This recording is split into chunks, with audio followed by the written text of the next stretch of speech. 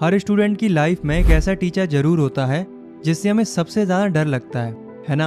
और अगर हमने उस टीचर का होमवर्क ना किया हो तो वो डर दुगना हो जाता है। ऐसे में स्कूल जाने का बिल्कुल मन नहीं करता, बस ऐसा लगता है कि कहीं छुप जाओ। हमारी कहानी का हीरो एक छोटा सा लड़का जिसका नाम है फ्रांज। उसके लिए वो डरावने टीचर थे एम हैमेल। और आज फ्रांस की हालत भी कुछ ऐसी ही थी क्योंकि उसने भी अपना होमवर्क नहीं किया था। हेलो एवरीवन, मैं हूँ राहुल रावत और आज हम क्लास 12th का पहला और सबसे यादगार chapter the last lesson by Alphonse Daudet की दिल को छू लेने वाली कहानी सुनेंगे। ये कहानी फ्रेंच की उस दिन की है जो एक आम दिन की तरह शुरू हुआ पर उसकी ज़िंदगी का सबसे इम्पोर्टेंट दिन बन गया। चलिए शुरू करते हैं। तो उस सुबह फ्रांस स्कूल के लिए बहुत लेट हो गया था और उसे एम एम एल से डांट पड़ने का बहुत डर लग रहा था। क्यों? क्योंकि एम एम एल ने कहा था कि वो पार्टिसिपल्स पर क्वेश्चंस पूछेंगे और बेचारे फ्रांस को तो पार्टिसिपल्स का पी भी नहीं आता था। फ्रांस का स्कूल जाने का बिल्कुल मन नहीं कर रहा था। उसने तो सोच लिया था कि क्यों ना स्कूल छोड़कर पूरा दिन बाहर ही बिताया जाए। और वैसे भी दिन ही इतना सुहाना, इतना खूबसूरत था कि दिल करता था कि बस उस पल में खो जाए।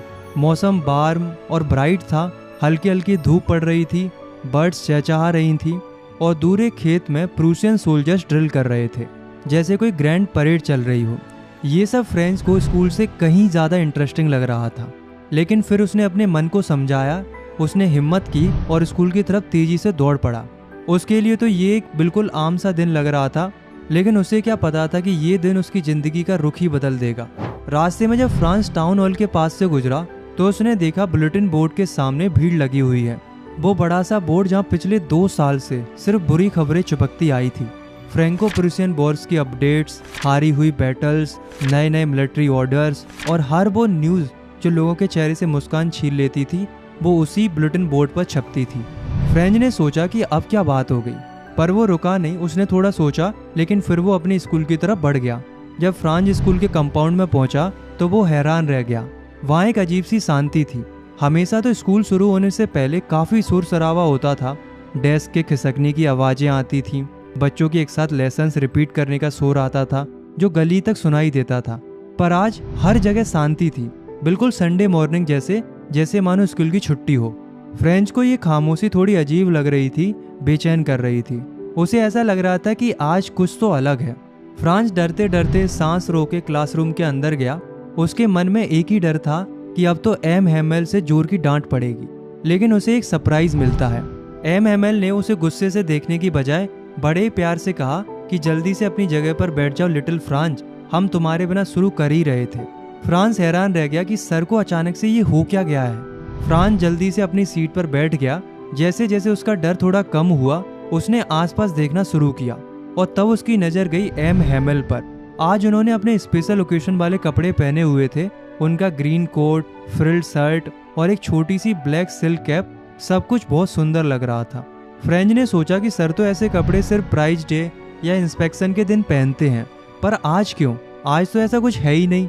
और फिर फ्रांस की नज़र गई क्लास के पीछे और उसका मुंह खुला का खुला रह गया। वो बेंचें जो हमेशा खाली रहती थी, आज वहाँ गांव के बड़े बड़े लोग बैठे हुए थे, बिल्कुल शांत, जैसे स्टूडेंट्स हों। Old Hauser, farmer mayor, farmer post master, सब वहाँ बैठे थे। उनके चेहरे बहुत उदास लग रहे थे और उनकी आंखों में गहरी उदासी थी, जैसे वो कुछ कहना चाहते हो पर कह नहीं पा रहे हो। फ्रांस की कुछ समझ नहीं आ रहा था कि आखिर ये सब हो क्या रहा है, आज सब इतना अलग क्यों लग रहा है। फिर एम हैमेल अपनी कुर्सी पर बैठे और अपनी गंभीर लेकिन प्यार भरी आवाज में उन्होंने वो शब्द कहे जो फ्रांस की पूरी दुनिया हिला गए। My children, this is the last lesson I shell give you. France के लिए ये बात बिजली की तरह थी, जैसे अचानक उसके सिर पर एक थंडर क्लैप हो गया हो। वो हक्का बक्का रह गया। फिर एम एम एल ने बताया कि बर्लिन से ऑर्डर आया है कि अब से एल्सेस और लोरेन के जितने भी स्कूल्स हैं उनमें सिर्फ जर्मन लैंग्वेज पढ़ाई जाएगी। कल से एक नया मास्टर आएगा और आज तुम्हारा आखिरी फ्रेंच लेसन है। और तब सब कुछ फ्रेंच को समझ आ गया कि जो खबर उसने बुलेटिन बोर्ड के पास देखी थी वो यही थी। इसलिए एम एम एल ने आज अपने स्पेशल कपड़े पहने थे और इसलिए गांव के बूढ़े लोग क्लास के पीछे शांति से बैठे थे। और वो सब इसलिए आए थे ताकि वो एम हैमेल की 40 साल की मेहनत और ईमानदारी को और अपनी प्यारी फ्रेंच भाषा को आखिरी बार रिस्पेक्ट और शुक्रिया कह सके। ये सब महसूस करते ही फ्रेंच के दिल में गहरा पछतावा भर गया। उसने सोचा कि मेरा आखिरी फ्रेंच लेसन है और मुझे तो ठीक से लिखना भी नहीं आता। अब उसे लग रहा था कि इतने सालों से जो वो पढ़ाई से भागता रहा वो उसकी सबसे बड़ी गलती थी। वो किताबें जो अभी तक उसे बोरिंग और बेकार लगती थी, अब वो उसे सबसे प्यारी लग रही थी, जैसे वो उसके पुराने और अच्छे दोस्त हो जिन्हें वो कभी खोना नहीं चाहता था। और एम हैमिल जो हमेशा स्ट्रिक्ट रहते थे, जिनसे वो हमेशा डरता था, आज वो उसे एक बड़े ही प्यारे और समझदार टीचर लग रहे थे। उनका आयरन रूलर, उनकी डांट, सब कुछ भूल गया था फ्रांज। अब उसके दिल में सिर्फ ये था कि वो जा रहे हैं और मैं उन्हें फिर कभी नहीं देख पाऊंगा। एक छोटा सा बच्चा अचानक बड़ा हो गया था। उसे समझ में आ गया था कि भाषा सिर्फ वर्ड्स नहीं होती, वो हमारी पहचान, हमारा गौरव होती है, और जब वो छिन जाती है तो सिर्फ पछतावा रह जाता है। उस दिन एम हैमिल ने हर चीज़ इतने पेशेंस से पढ़ाई जैसे वो जाने से पहले अपना सारा ज्ञान, अपनी सारी नॉलेज उनके दिमाग में भर देना चाहते हों।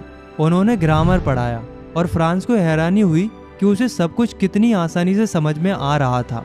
मैंने कभी इतने ध्यान से नहीं सुना था और एम हैमिल ने भी कभी इतनी पेशेंसली सब कुछ नहीं समझाया था। वो एक नॉर्मल क्लास नहीं थी, वो एक अनमोल पल था जिसमें हर वर्ड, हर लाइन जैसे दिल में उतर रही थी। वो चाहता था कि बस सब कुछ सीख ले, सब कुछ याद कर ले, पर वक्त निकलता जा रहा था। उसे लग रहा था कि अगर आज उसने अपनी लैंग्वेज को नहीं पकड़ा तो कल ये उसके पास नहीं रहेगी। आखिर में एम हैमिल ने फ्रांस लैंग्वेज की तारीफ की।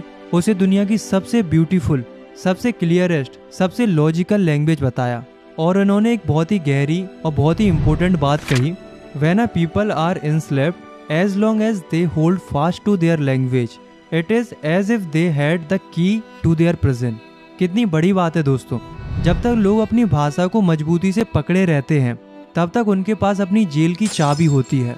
कहने का मतलब ये है कि जब किसी कम्युनिटी के ऊपर कब्जा हो जाता है लेकिन वो लोग अपनी भाषा को नहीं छोड़ते हैं तो ऐसा होता है जैसे उनके पास अपनी जिंदगी की जेल की चाबी हो। भाषा सिर्फ शब्दों का जोड़ा नहीं होती, वो होती है आपकी सोच, आपकी संस्कृति, आपकी पहचान। और अगर आप अपनी भाषा को संभाल के रखते हैं तो कोई भी आपसे आपकी आज़ादी नहीं छीन सकता। देखो दरअसल क्या था कि फ्रांस वॉर हार गया था और उसके ऊपर प्रूसिया का कब्जा हो गया था, इसलिए इनके ऊपर जबरदस्ती जर्मन लैंग्वेज थोपी जा रही थी। इसलिए एम हैमिल ने यही कहा कि जब तक आप अपनी भाषा को जिंदा रखते हो तब तक आपके पास अपनी जेल की चाबी होती है, और जब आप अपनी भाषा को संभाल के रखते हैं तो दुनिया की कोई ताकत आपसे आपकी आज़ादी नहीं छीन सकती। आगे फ्रांस देखता है कि छत पर कबूतर धीरे से गुटरगू कर रहे थे। फ्रांस ने उन्हें देखा और मासूमियत से सोचा, will they make them sing in German even the pigeons? क्या ये लोग कबूतरों को भी जर्मन में गाने पर मजबूर करेंगे?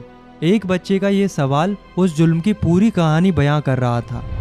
और फिर चर्च की घड़ी ने 12 बजाए, एंग्लस प्रेयर बेल बजती है। उसी वक्त प्रूशियन सोल्जर्स के ट्रम्पेट्स की आवाज़ आती है। हैमिल अपनी चेयर से उठते हैं। उनका चेहरा एकदम पीला पड़ा हुआ था। वो बहुत लंबे और गर्व से भरे हुए लग रहे थे। उन्होंने कुछ कहना चाहा, माय फ्रेंड्स, पर उनका गला भर आया। इमोशंस ने उन्हें जकड़ लिया, वो फिर बोल ही नहीं पाए। फिर वो ब्लैक बोर्ड की तरफ मुड़े, चौक का एक पीस उठाया और अपनी पूरी ताकत से जितना बड़ा वो लिख सकते थे उन्होंने लिखा, वाइव ला फ्रांस। इसका मतलब होता है लॉन्ग लिव फ्रांस। फिर वो रुके, अपना सिर ब्लैक बोर्ड से टिका लिया और बिना कुछ कहे हाथ से इशारा किया, school is dismissed, you may go, the last lesson was over. पर उसका सबक जिंदगी भर के लिए था। तो दोस्तों, द लास्ट लेसन सिर्फ एक कहानी नहीं है, ये एक एहसास है। ये हमें याद दिलाती है कि हम अक्सर चीज़ों की, आज़ादी की और अपनी जुबान की वैल्यू तभी समझते हैं जब वो हमसे छिनने वाली होती है। ये कहानी है एक टीचर की जिन्होंने अपने आखिरी लेसन में सिर्फ ग्रामर नहीं बल्कि देश प्रेम और सेल्फ रिस्पेक्ट का सबसे बड़ा लेसन पढ़ाया। और ये कहानी है एक बच्चे की जिसने एक ही दिन में पछतावे से लेकर अपनी भाषा से प्यार तक का लंबा सफ़र तय किया। तो दोस्तों, अपनी भाषा से प्यार कीजिए क्योंकि यही है आपकी पहचान और यही है आपकी आज़ादी की चाबी। उम्मीद है आपको ये लेसन पसंद आया होगा। अगर आपने इस कहानी के मैसेज को अच्छे से महसूस किया है तो लाइक और सब्सक्राइब कर सकते हो। और अगली वीडियो में हम मिलेंगे ऐसे 2 बच्चों से जिनका बचपन गरीबी और मजबूरी की धूप में कहीं खो गया है। उसे देखने के लिए यहाँ क्लिक कीजिए। तब तक के लिए टेक केयर, मिलते हैं अगले चैप्टर में।